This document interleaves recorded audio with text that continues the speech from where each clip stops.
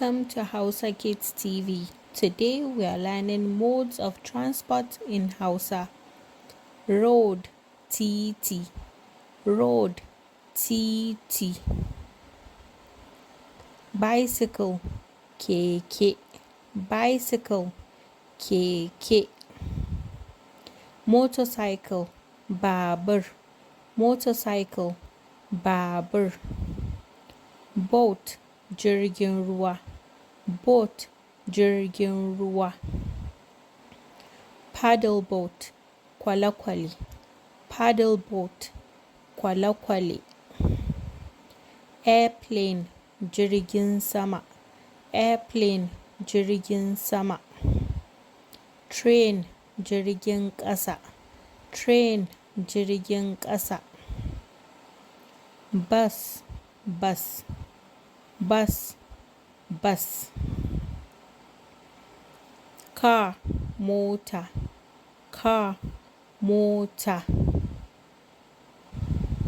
Taxi, motar haya. Taxi, motar haya. Tricycle, a daidaita sahu. Tricycle, a daidaita sahu.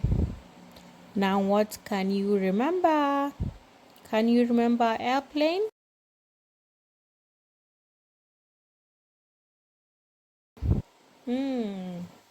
Airplane is jirgin sama. Jirgin sama.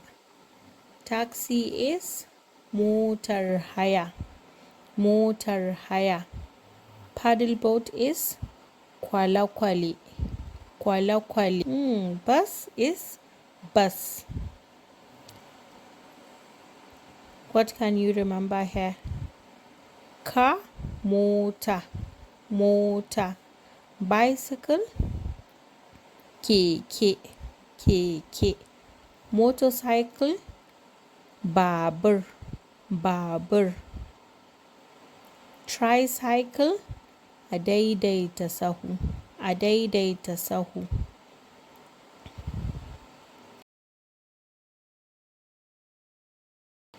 Boat, jirgin ruwa. Jirgin ruwa. Can you remember train? Jirgin ƙasa. Jirgin ƙasa.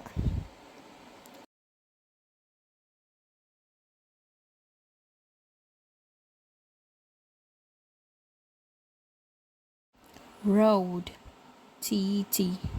Road, TT. What other things do you want to learn in Hausa? Support this channel by subscribing, liking, and sharing with your friends. Bye.